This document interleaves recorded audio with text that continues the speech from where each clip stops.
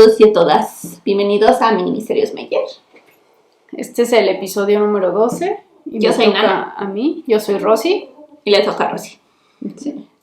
Y tengo un nombre dentro de un nombre. Es el misterioso crimen a un criminal.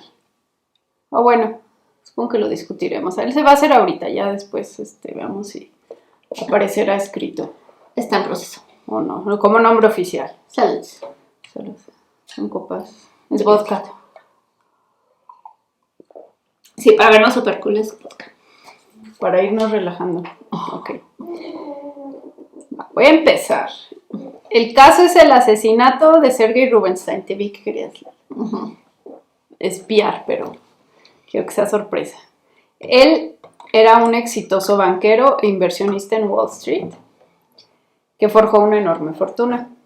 Ok, voy a mencionar 3 palabras que de todo lo que busqué que usaron para describirlo quienes los conocían, digamos, las más amables que llegaron a usar. No. Estafador, sinvergüenza y escalawag. ¿Qué es escalawag? Yo tampoco la había oído nunca, pero está bien interesante. Para empezar encontré una definición como muy política, muy específica y muy gringa. Que no es la de él, pero fue la primera que me salió, de hecho la que viene en Wikipedia cuando lo busqué. Decía que es un blanco sureño que después de la guerra de secesión se une a los partidos republicanos para meterse a un gobierno estatal. O sea, digamos, alguien que siguió, como que sacó raja de, bueno, hueso, digamos. Como los que se están yendo a Morena. Politizando el capítulo. Sí, pues como cualquier partido que gane, ¿no? Que siempre van a buscar hueso. Aquí estos tipos, aunque la guerra, digamos, les quitó ciertos privilegios, pues se fueron al partido. O a lo mejor no se refiere a gente que estuviera en contra de la guerra, pero bueno, gente que se fue por hueso. Pero en este caso es esta acepción es alguien que aunque se porta de forma incorrecta sigue siendo del agrado de otros. Está padre la palabra, pero es como tan específica que no hay una traducción en español. Bueno, que yo sepa, no tenemos una palabra para eso, ¿no? ¿Verdad? No sé. Pero sí hace sentido, ¿no? Cuando alguien tiene mucho dinero, como que sí atraes. O sea, a pesar de que seas como Logan Roy. Sigues como que gente viene hacia ti, ¿no? De hecho, pues hoy estoy contenta porque es un buen caso. Digamos, se disfruta este desenlace de esta persona. Okay. Como que a diferencia de otros que las víctimas pues son inocentes, como los anteriores que hemos tenido. Sí. Entonces, para este podcast, escuché otro podcast, leí un par de artículos, todos los voy a mencionar así en específico en texto, y consulté Wikipedia.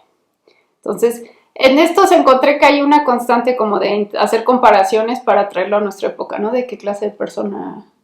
¿Recuerdas a Bernie Madoff? ¿El político? No, ese es Bernie Sanders. Ah. No, Bernie Madoff fue un tipo que hizo como un esquema Ponzi así grandísimo y que fingía ser el más grande, ¿no? Ajá. Y sí, en Netflix vi el especial. Ah, bueno, como que lo comparan con él. Y también yo pensé en Logan Roy, de hecho, ahorita que Succession es así como que el big deal, bueno, pues este tipo era peor, ¿no? Como que Bernie Madoff, sí. Y Logan Roy tiene cierto sentido de familia, ¿no? O sea, a fin de cuentas, sí, aunque se ha manchado con los hijos y tenga sus arranques y lo que quieras, pero el imperio va a ser para ellos, ¿no? O sea, de cierto modo, ¿no? Este tipo. Pero bueno. El año es 1955, Sergei tiene 45 años, ya es un prominente banquero, inversionista y líder financiero de muchas empresas. Sin embargo, no se trata de alguien que se enriqueció haciendo especulación, como son muchos casos, sino con manipulación de fondos, robo, estafa, desmantelación de empresas. Además era mujeriego, pero no así como tipo playboy, así conquistador, sino más como predador, aborazado, que quería así como a muchos al mismo tiempo, pero que no era la inversa. Que ¿Está casado? Sí. Bueno, en algún punto estuvo casado. No era como a la inversa de que ellas, o sea, ellas tenían que ser exclusivas, pero bueno, era así nefasto. Pero si eran novias bien, no amantes. Pues de todo. Sí, llegó a tener relaciones estables, pero nunca fue fiel y tenía pasajeras, 2 novias, o sea, todo. Y traicionó a socios de negocios e incluso a su familia por dinero y por éxito. Entonces este tipo no era capaz de todo, no se limitaba. Entonces, a pesar de que era un monstruo odiado por todos, también era buscado socialmente porque hacía fiestas así tipo el Gran Gatsby, ¿no? Sí, justamente iba a decir el Gran Gatsby. Sí, y eso es lo que se refiere el Scalawag, que hay que poner ahorita esa palabra.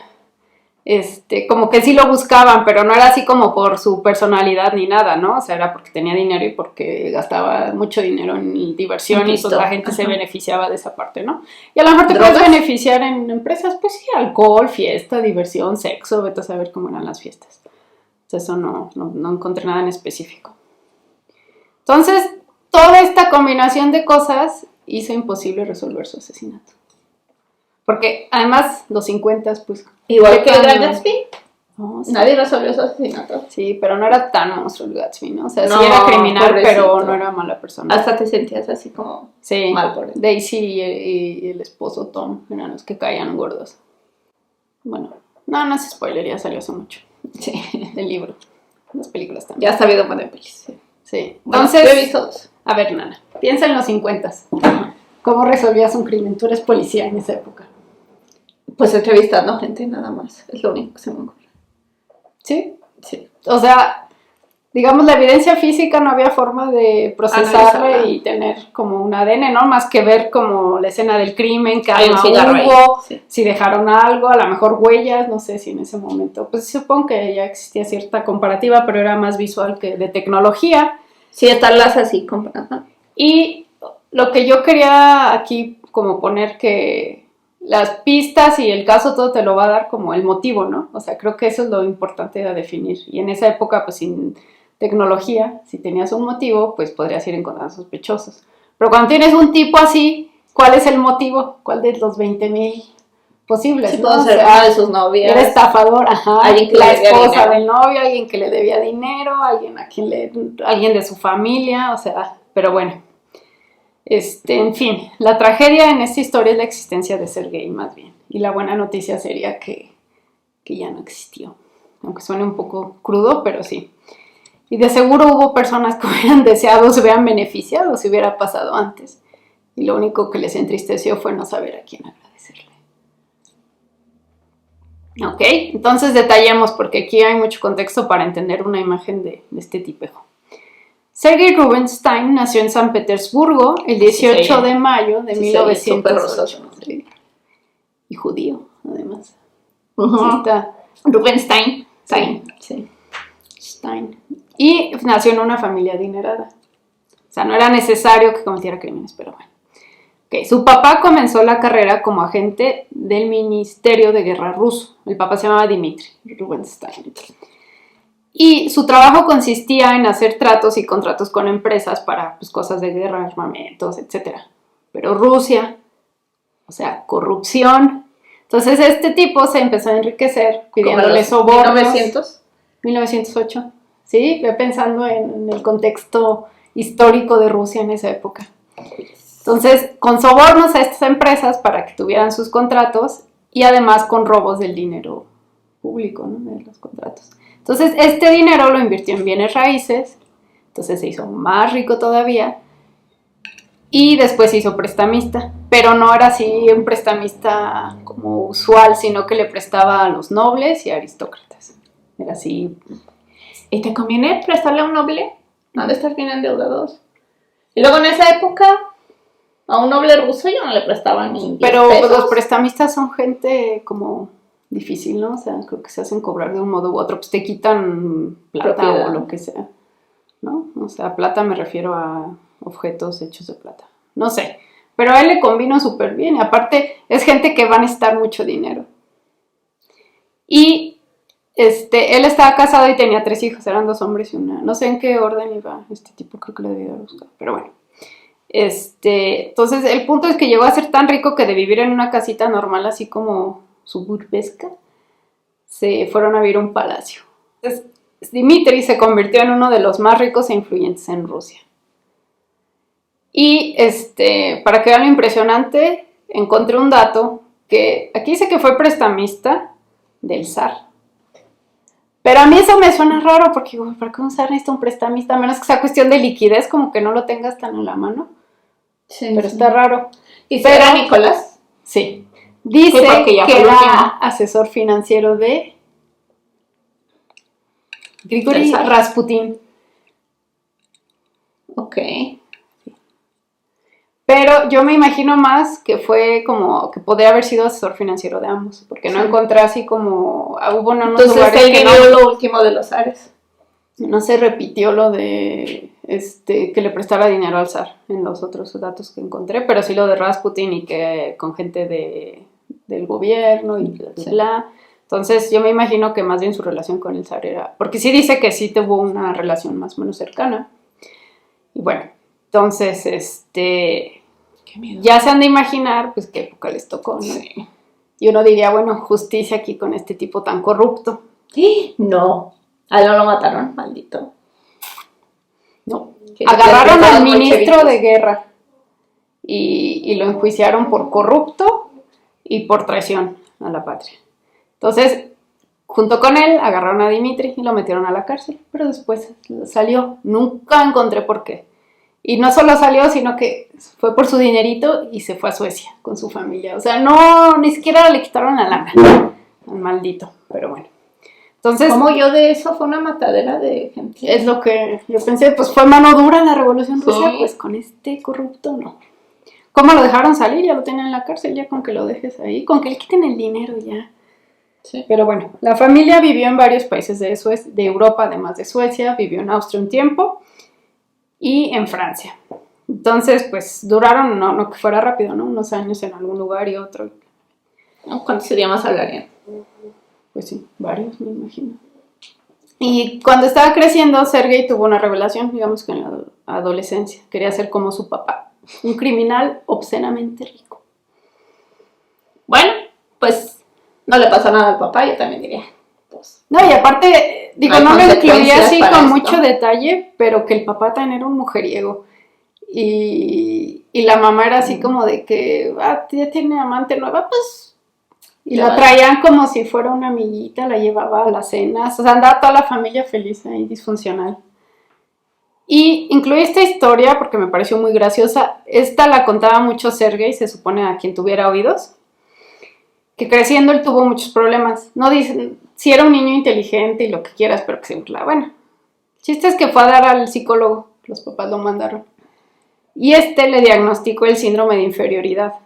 Y le dijo que esta era la razón por la cual vivía en un constante estado de ansiedad, que nunca nada sería suficiente para él, que siempre iba a estar así como que nunca iba a estar tranquilo, siempre iba a querer más y más. Entonces el terapeuta le dijo, bueno, hay de dos, te puedo curar, tratamos esto, te calmamos, te doy como sea que sea, o te ayudo a conseguir lo que tú quieras.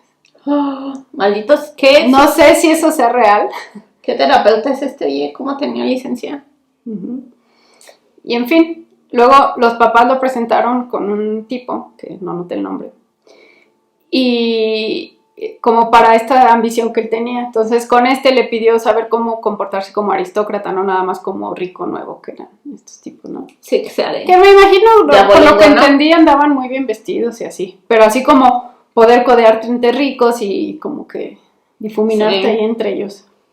Sí, es como los ricos no andan vestidos como las Kardashian, ¿no? O sea, ni comportándose como ellas, ¿no? Pero ellas son ricas.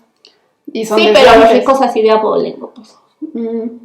Ok, tal vez. Sí, a lo mejor tienen así como unos como muy snobs y muy anticuados, ¿no? Como modales de mesa y babosadas de esas, ¿no? Y en vez de divertirse como las Kardashian. Bueno, supongo que se divierten. Sí, se ve divertido. Ajá. Entonces le recomendaron que fuera a Inglaterra, que ahí era donde estaba el boom financiero. Y Sergei tenía 18 años cuando se fue a Inglaterra y después entró a Cambridge a estudiar economía. ¿Y siguió en contacto con el terapeuta? ¿O? No sé, de esa historia nada más ponen que él era como que muy revelador con ella y se la contaba a todo el mundo. Ni siquiera sé qué tan cierta es, ¿no? Y supongo que tomó la opción 2, ¿verdad? Sí, claro, lo di por obvio que estaba sentado eso. Sí. Ok. Entonces no voy a entrar en muchos detalles de cómo hacía negocios, vamos a mencionar unos ejemplos para agarrar la imagen del tipo. Pero voy a mencionar esto ahora, entonces para tomarlo como una constante el resto de su carrera, contactos. En Inglaterra consiguió los primeros contactos influyentes, así tuvo un amigo que fue el que le consiguió sus primeros buenos trabajos, sus primeras inversiones, y cada vez iría creciendo esta red de contactos que de verdad es fundamental. Como el padrino. Para todo. Sí y no, o sea, no es tanto como de gángster per se, sino de conocer otros ricos y conocer un banquero y conocer el jefe de un banco, todo eso, ¿no? ¿Dije banquero 2 veces? Creo que sí, bueno. Sí. O sea, jefes, banqueros, inversionistas, ricos, gente a quien estafar, sí. Entonces, ya que conoces a un influyente y otro, digamos, ya que te los presentan, pues es más fácil irlo creciendo ahí entre ellos, ¿no? Y él aprendió a crecerla y a mantenerla, ¿no? O sea, ya entrando al mundo ya le fue como que hallándole su propio modo. Y claro, una vez que te haces rico, es muy fácil, y que te haces muy rico como llegó a ser él. Entonces, bueno, su carrera empezó en 1932 y él era asistente del manager de 2 bancos en París. Como Dwight Schrute. Ándale. Así que tú de manager. Pero ese era regional manager. Y este es manager nada más. Es que cómo poder, bueno. Y le empezó a ir bien. Okay, aquí voy a mencionar una historia con su hermano, que se llamaba André Rubinstein. No, Rubinstein, sí, perdón. Y yo considero que su hermano fue su mayor víctima de todas las que tuvo. ¿Y el hermano era rico? Uh-huh. ¿Por el papá o por...? Sí, okay. Sí, por lo del papá y pues un poco por él mismo, ¿no? Pero, obviamente Sergei era más. Entonces un día estaban cenando y le platicó que ya se iba a casar. Ya perdí. Entonces Sergei le dijo, ¿sabes qué? Cómprale algo bonito a la novia y yo lo pago. O sea, tú ve y escoge y todo y dame la nota y yo voy y pago. Y él así de, no, ¿estás seguro? Sí, somos familia, la fregada. Cómprale algo bueno. Entonces fue y le escogió como un pasador, un pendiente, no recuerdo, con diamantes. Y fue y le llevó la nota al hermano. Y se enoja y le dice, ¿cómo que se te ocurre? Y no le pagó. ¿No? O sea, ese tipo de persona era así como una sabandija. Bueno, entonces, volvamos a su trabajo. ¿Saben qué hizo mientras trabajaba en estos bancos? Además de trabajar en esos bancos. Andar con otra. No. ¿Con otra? ¿Andaba con una? Bueno, se enriqueció ilegalmente. Empezó a vender francos más baratos de lo que valían y devaluó el franco. ¿El solito? Sí. ¿What? ¿Y en Inglaterra? No, trabajaba en París en unos bancos. Acuérdate, ya te había contado que era el assistant manager. Sí, es cierto. De 2 bancos en París. Entonces, ¿cómo puede ser que una persona...? Este es un crimen grave. Tiene hasta un nombre así en inglés. En español, no sé. Y la solución fue que Francia lo expulsó del país en 1935. Okay. No sé por qué no lo metieron a la cárcel. Creo que se hubiera ayudado a mucha gente. Pero no tenía prohibido volver a Francia por lo que le hizo a la moneda, que además fue previo a la Gran Depresión que hubo y le afectó, o sea, en sí lo que él hizo afectó mucho. Y ya casi venía la guerra. Uh-huh. Sí, no, sí, bueno, este tipo, sí. Diga, no lo devaluó así, pero sí, sí lo devaluó. Entonces él se regresó a Inglaterra y ahí se hizo inversionista, compró acciones en una empresa que tenía minas en Corea. Y en esas estaba cuando uno de los directivos lo acusaron de hacerse de los fondos de la empresa, ¿no? De robarse el dinero. Y lo acusaron, lo corrieron, lo arrestaron, lo que sea. Entonces, el precio de las acciones cayó por el escándalo y él compró más. Y además consiguió que lo ascendieran, digamos, a directivo también de la empresa. Los convenció y todo. ¿Y saben qué hizo cuando llegó a ser el líder? ¿Quebró la empresa? A espaldas de todos, vendió las minas a una empresa japonesa y se quedó con todo el dinero, no le dio nada al resto de los... Entonces sí quebró la empresa. Accionistas. No, pues la vendió, o sea, totalmente. Y esta fue la siguiente cosa horrible. Que hizo a su hermano André, siempre. Porque el hermano tenía muchas acciones en esta empresa, entonces lo dejó sin dinero a su hermano. ¿Eh? ¿Y se llevaban mal? pues capaz había una es que este rivalidad tipo era, sí, no sé, son estas familias ricas, ¿no? Y sus dinámicas extrañas, ¿no? Es como, yo pensé mucho en los Trump, ¿no? Cuando a Trump cada que quebraba una empresa y todo y que el papá le daba dinero y el papá le pagaba todo y el otro hermano casi que se murió en la miseria, ¿no? O sea, no entiendo qué cosas raras hacen. Sí, todos los empresarios son bien desalmados, ¿no? Sí, y raros, digo, esas familias de la nada, no sé, como que tienen como el Ford, ¿no? Así era el papá de Trump también, con una personalidad como muchos son así. De bien intensa, de si no eres duro, no vas a, o sea, como que odian al que Ford va a ser hasta mató a su hijo del sensible. estrés. Sí, bueno. Bueno, se murió del estrés. Se suicidó, ¿no? Bueno, entonces, por esto sí lo llegaron a demandar y perdió la demanda. Entonces ya lo dejaron, pero nunca lo dejaron en quiebra. No, pues fuerte, ¿no? O sea, nada más esto es, pero... Okay. Entonces ya quemó sus puentes en Inglaterra, entonces se fue a Estados Unidos. Pero aquí tierra de oportunidades. Encontré una regla que según la nacionalidad de la persona había como... Bueno, según la nacionalidad había una cuota, un cupo de migrantes que podían recibir. Y la de los rusos ya estaba llena. Entonces este tipo compró un pasaporte falso portugués. Y así entró a Estados Unidos, fingiendo que era portugués. ¿Y todavía portugués. no tenía familia? No. Y además fingió, por esto tenía 27, 28 años, creo, en este punto. O sea, nació en 1908, que será 35, 27 años, más o menos, cuando ya había hecho todas estas cosas. Sí. Y además sacó toda una historia de novela de por qué él era portugués con ese apellido, que el hijo ilegítimo. Y también por esto creo que lo llegaron a querer demandar la familia, así de...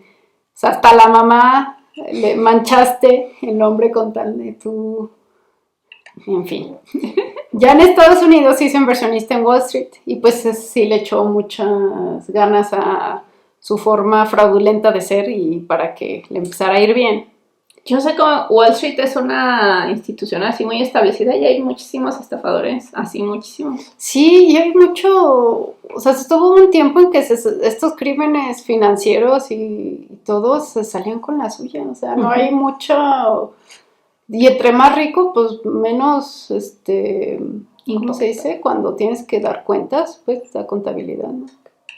Te exige, ¿no? O sea, como lo del lobo de Wall Street, ¿no? Ese tipo todo lo que hizo y al rato salió y sí, se hizo rico otra vez. Bien tranquilo. Sí, no es... Yo creo que con la película hasta rico se hizo otra vez. No, y con el libro que hizo y luego la película, o sea, ya volvió a...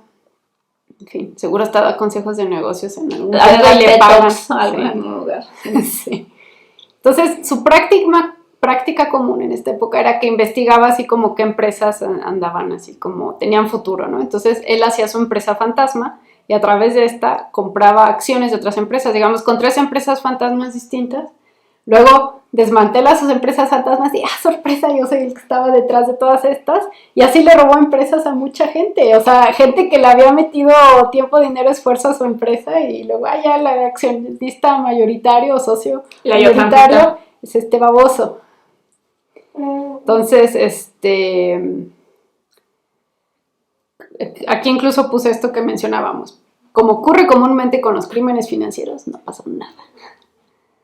Y hay millonarios por todos lados abusando de trabajadores y no pasa nada. Entonces, no nada más esto, sino que también empezó a ganar en poder. Llegó a tener influencia política y incluso llegó a cenar en la Casa Blanca en tiempos de Roosevelt.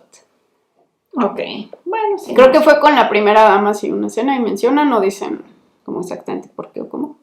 Y él se casó y tuvo hijos. Tuvo 2 niñas.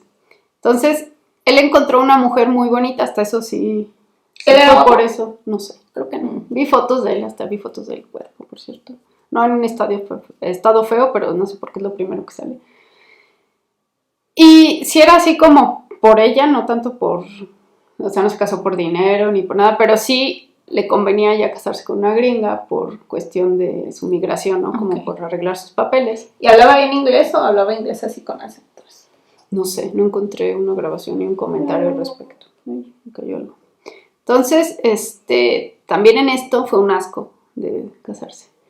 Estaba a punto de casarse y su prometida tenía una gemela Y un día se quedaron solos y le tiró la onda. Entonces la gemela así de no, guácala. Y él se ofende, se enoja, se indigna y sigue con sus planes. Entonces la hermana le dijo, oye, tu novio, Pero la hermana ya está así como en un punto de es que me está presionando mi mamá, como que quieren que me case bien, etcétera. Y sí se casaron. Ella tenía 19 y él 32. Y tuvieron 2 niñas. Y obvio, ya casados, él siguió con tener amantes, pero a ti que ni te volteen a ver, déjate que ella volteara a ver a alguien. Si la voltean a ver, era muy, muy celoso. ¿Violento con ella? Sí. Oh, pobrecita. Y en esto empezó la Segunda Guerra Mundial. Y en el draft lo seleccionaron. Entonces él primero usó la carta de, es que soy ciudadano portugués. Y Portugal es país neutral. Y ahí se ven. Después lo volvieron salió en el draft y todo, ¿no? O sea, de que... ¿Y cómo salía si no era gringo? Pero vivía ahí. O sea, como que si estás pagando impuestos y... Bueno, no sé si... O sea, no es como por impuestos, pero por tener como residencia ya eres. O sea, no importa si no seas gringo. Tienes que ser como, no ciudadano, 30, pero casi. pues estaba bien para ir a la guerra. Pues sí. Estaba bueno. No era bueno. Y después dijo, es que yo mantengo a 7 personas, que según era su esposa, sus hijas, la mamá Pero sí, la suegra, no sé. Y declaró ingresos de un 4% de lo que realmente ganaba. Maldito. Entonces, o sea, el chiste se es jodió que... un pobre muchacho que fue a la guerra en vez de ir. Ajá, exacto. Y esquivó más de una vez el ir a la guerra, pero esto lo acabó mordiendo en su... Porque sí lo cacharon y lo encarcelaron 2 años por esto. Por evadir el servicio durante la guerra. Bueno, entonces, en este tiempo, la esposa aprovechó y se divorció porque dijo, no, sufro muchísimos abusos con el estar casada con este güey, ya, bye. Entonces, en esta época, su hermano André estaba enfermo del riñón. Sí, ya ven que les conté... no, es bien triste. Que, sí. Pobre André. Que le ganaron la demanda. Bueno, no pagó el dinero que le debía a ninguno de los accionistas. Lo vuelven a demandar una segunda vez y lo obligan y todo. No les pagaba. Y para eso eran como $2 millones que para él era nada. O sea, bueno, no nada, pero no le hubiera significado un sacrificio de su fortuna. Ni siquiera era de lo que él ganó, de verdad lo que tenía que pagar era muy poquito con lo que él ganó vendiendo las minas. Entonces, hay una persona que lo citó diciendo que él encontraba entretenido el pleito con su hermano y por eso quería seguir sin pagarle, ¿no? O sea, como que me gusta que esté sufriendo y que me busque y que todo. Qué enfermo. Entonces la esposa del hermano llegó hasta ir con su suegra de decirle, oye, necesitamos lana, tu hijo está ¿Ya se había muerto su papá? Porque estaban bien pobres, sí. La mamá de ellos vivía en un departamento que le pagaba con todos los lujos, sirvientes y todo, pero le dijo, es que yo no tengo así como dinero, que no sé si fue cierto o no. Sí, a mí me mantiene. Honestamente, sí, pero les negó dinero, o sea, no sé, a lo mejor pudo haber no sé por qué no les dio. Y después llegó un punto en que tuvo que ir al hospital, y estaban en esas y les hablaba Sergei y se enteraba. Sálganse del hospital, yo no voy a pagar la cuenta, porque estaban pobres así, pobres, por estar pagando abogado y todo. Entonces se muere su hermano y estaba la viuda en esas y se sintió mal de seguro el perro. Y le dicen, oye, está la familia aquí, y ella se y va y está este güey, y le reclamó y le gritó y le dijo, yo no voy a pagar la cuenta del hospital. Ya muerto el hermano, o sea, así de... Y está bien, yo le diría, no quiero nada de ti, ¿quién te pidió, estúpido? ¿Y cómo ibas a pagar? No sé. Eso es lo mínimo que podría haber hecho, hijos. Problema para el futuro, pero yo le diría, ¿what? No quiero dinero, baboso, ni menos el tuyo. Sí, pues creo que lo que hizo ella fue volver por el medio legal, ¿no? O lo mató. Sí, ojalá lo haya matado. Sí, bueno. Como tenía mala reputación, él necesitaba hacer negocios a nombre de otras personas.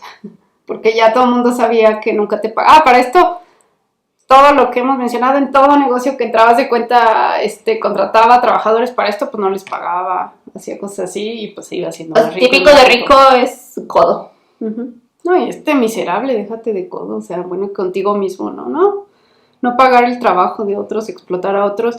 Entonces, a veces hacía a través de sus socios o alguien con quien trabajaba, hacía negocios a través de ellos. Y al momento de tener que pagarles, les decía, ¿sabes qué? No, ya muere el trato que habíamos quedado. El dinero me lo quedo todo yo y tu parte, no, que mi porcentaje por la venta, bye. Y entre esas personas estafó a un petrolero tejano. Me sorprende que viviera tanto tiempo. Sí, es lo que yo digo, si me lo hubieran matado antes, ¿cuántas víctimas de cualquier crimen personal, financiero? Sí. No me sorprende quién lo mató, sino por qué no lo mataron antes. Sí, por eso digo, para la policía fue bien difícil cuando vas viendo la historia de, ay Dios, lo pudo haber matado. No, ella también. Y Entonces, estafó a un petrolero tejano, quien siguió los métodos legales para obtener su dinero y poder, para cobrarle por 17 años y no le podía cobrar.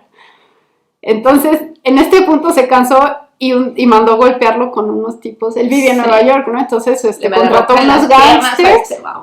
O sea, la primera fue advertencia, ¿no? De que lo agarraron, lo golpearon y le dijeron, paga. Y en esa, no sé si fue el mismo día, pero fue en eso, un ladrillo por la ventana, o sea, sabían dónde vivía, ¿no? Primero lo esperaron afuera del trabajo y el tabique tenía así como una nota que decía, ya te advertimos, la siguiente ya no la vas a contar, ¿no? O sea, estás. Y después le mandaron un telegrama así como para cerrar. Y era un mensaje similar dándole instrucciones de que pagara. Ahora, si yo fuera él, diría, ¿quién será? ¿Cuándo? O sea, ¿quién de todos los que les deben, no? Si no viene firmado, que no va a venir firmado, obviamente, porque nadie se va a dar ese balazo en el pie. Y sí, lograron asustarlo, ¿no? Entonces... Pero no sabía quién pagarle. ¿No? Estaban pedos así. Y coincidió con la época en la que le encantaba grabar a todos de manera escondida. O sea, grababa a sus amigos, a los socios, a las chavas con las que andaba. Sí, le dio una fascinación por... ¿De cámara o audio? No, de audio, no, pues los 50. Entonces, en esas decidió hablar directamente con el gángster que lo estaba golpeando, ¿no? Entonces, habló con él y el gángster le dijo, ¿sabes qué? Ya paga tus deudas, no sé, así. Y si no te importas tú, pues te importan tus hijas. ¡Oh! Entonces, resulta que Sergey lo grabó. O sea, esa conversación y se la llevó a la policía y arrestaron al gángster. ¡Ay, no puede ser! Sí. Bueno, entonces ya tenemos el contexto del tipo, ¿no? O sea, ya no quise entrar en todas las otras de que aquí no les como la puntita del iceberg. Sí. O sea, digamos, sé como 4 o 5, no sé cuántos mencioné, de qué clase. Lo del hermano, lo de las minas, el de Francia, el del petrolero, ¿no? Así como vean, monstruo, la esposa. Entonces, el 26 de enero de 1955 fue un día normal para Sergey. En ese año nació mi papá. Sí. Nuestro papá. No solo es mío. Es el mismo. Él en vacaciones había ido a California y vio a la excuñada, a la gemela esta, y parece que ella dio ahí como que lo vio raro y que el tipo así como ya me voy a morir. Muérete, estúpido. Sí. Entonces, este 26 de enero, él, pues, día normal, trabajó en la noche, él estaba saliendo con una chava que se llamaba Estela. Le marcó, ella llegó a la casa de él, de ahí se fueron a cenar en un taxi, se emborracha y en la noche regresan a la casa de él otra vez juntos. Y ya que están en la casa, él le llamó a su ex, Pari. Y esta chava lo había dejado porque lo cachó que la grababa. Le encontré, no, y ni siquiera la encontró ella, sino que le dijo, mira, play. Y entonces era alrededor de la 1 a.m. Nos está tocando la jefa en la puerta. Entonces era alrededor de la 1 a.m. cuando la llamó. La despertó y cuando ella así como que... ¿Vivía en la misma ciudad? No había diferencia. No, creo que ella también vivía en Nueva York. Entonces, cuando ella como que cachó quién era, fue así de déjame en paz. No, que no es que... Y le colgó. Entonces, Estela, cuando lo vio así, y hablándole a la ex, dijo, ¿sabes qué? Ya me voy a esperar un taxi. Y él como que la acompañó, le dio un poco de dinero para el taxi y después él regresó a su casa y le volvió a llamar a la ex. Como que esa era su piedrita en el zapato, esa ex. De hecho, en fiestas y todo antes ya se habían encontrado y como que le insistía y algo, sonó algo aquí. O sea, se obsesionó con esa ex en específico. Uh-huh. Sí, era como la ex. Y eran como las 2 de la mañana, entonces ella ya nada más, bueno, ¿yo quién era? Y cuélgale, ¿no? Ya ni siquiera voy a tener la conversación con este terco.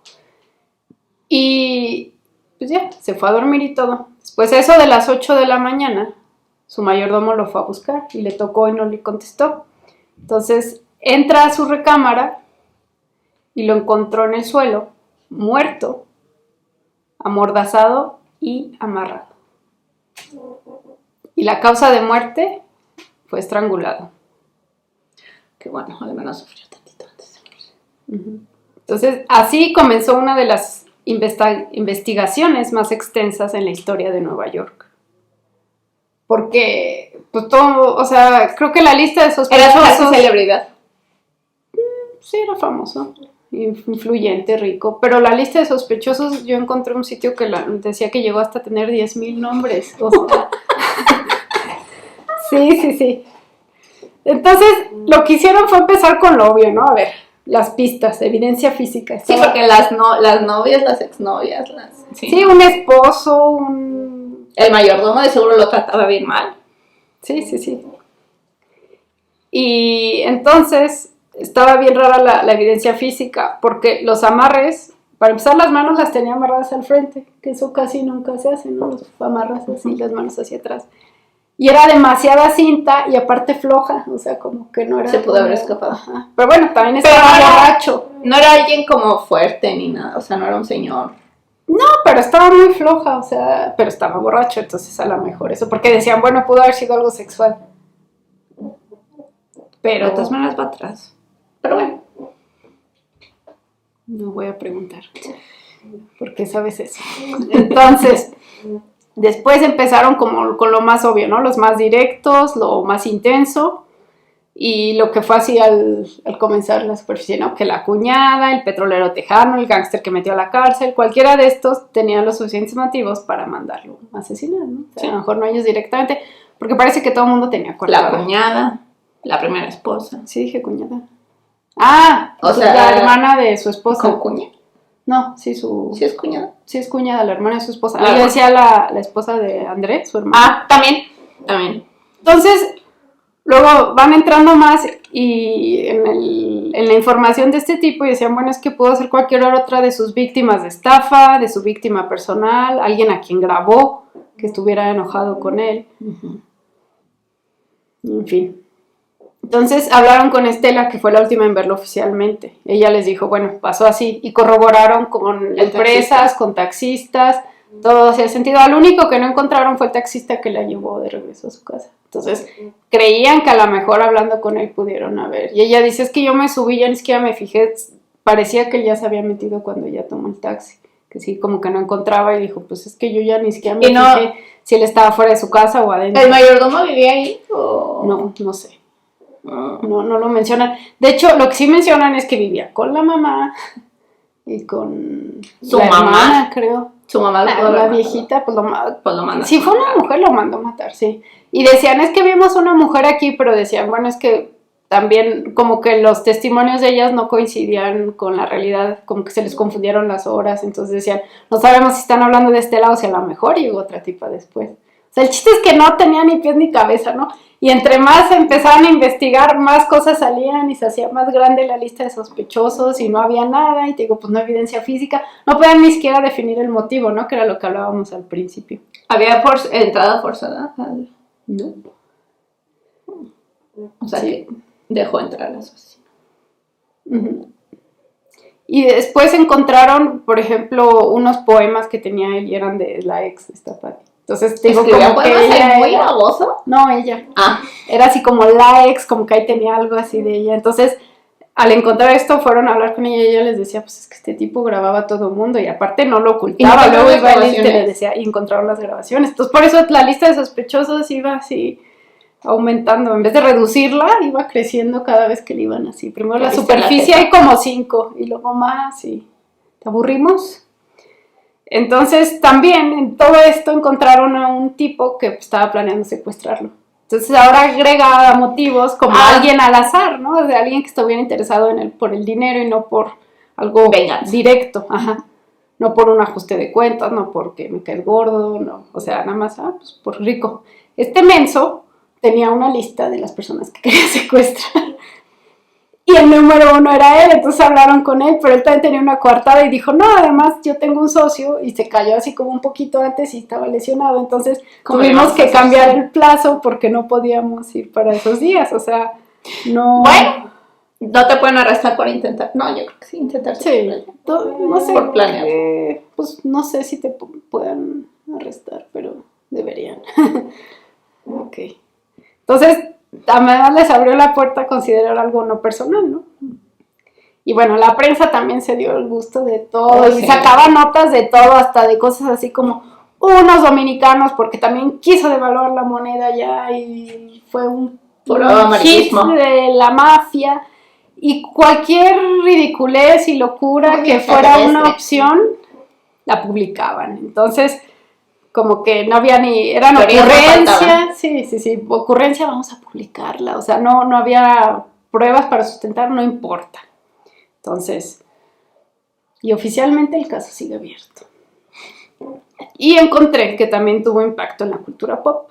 Hay una película que salió el año siguiente, en 1956, que se llama Death of a Scoundrel, la muerte de un sinvergüenza, y es una película famosa con el siguiente reparto: George Sanders, Yvonne De Carlo y Sacha Gabor. No, es que se pronuncia algo así como Gabor. Y sí sabía, ahora me trabé, hasta ayer lo estuve oyendo como para tenerlo. Y bueno, este es el fin de mi historia. Maldito, qué bueno que se murió. Qué bueno que lo mataron, ojalá. Sí, ojalá hubiera metido a su papá a la cárcel desde antes. Ojalá no se hubiera reproducido Dimitri Rubinstein. Bueno, sí. Pero bueno, esta es la historia. ¿Y sus hijas también eran sospechosas? No, estaban chiquitas. ¿Estaban chiquitas? Bueno, aquí ya tenía 47 años, o sea, tendría unos 15 años, ¿no? La esposa de él sí pudo haber sido considerada, pero no todo el mundo cercano a él. Su mamá, por haber matado, por lo que hizo al hermano, pudo haber sido su mamá. No creo, porque la mamá como que no ayudó en eso, o sea. Pero. Sí, no creo. Pero bueno, sí, si yo fuera una de sus víctimas, lo hubiera mandado a matar. Creo que esa es la forma de eso. Sí. Luego en esa época no era tan fácil. Sí. Resolver un tipo de asesinato así, ¿no? Sí, si le das tantito misterio, llevas guantes y... O bueno, o sea, te contratas a un profesional. Sí. Alguien así como... Y que no te vea la cara, ¿no? Por si lo agarran, que no sepa quién eres. En fin. Sí. Pero sí, y si tienes un gángster enojado en la cárcel, él puede mandar a alguien a matarte. O si un petrolero tejano que ya mandó a alguien a matarte, pues puede conseguir a otro, uno de los suyos, puedes pagarle más. ¿Quién delata a un gángster a la policía? Este baboso, y además lo grabó. O sea, entonces esto es todo para mi caso de hoy. Y oh, Dios mío. ¿Qué tal? Sí, está feo, pues, por lo que hizo, pero está bonito que le fue mal. Sí me tal vez no lo suficientemente mal, pero no, y de todo, bueno, no todo el mundo, pero sí de muchos, o sea, qué tipo tan detestable, de verdad, o sea. Sí. Pero qué bueno que lo mató. Sí. Alguien hizo un favor. Digo, es lo malo que no tienen ni a quién darle las gracias. Sí. Todos los beneficiados, pero bueno. Entonces, nos despedimos. Hasta la próxima semana. Sí, nos vemos en el siguiente episodio. Bye, bye. Bye, bye.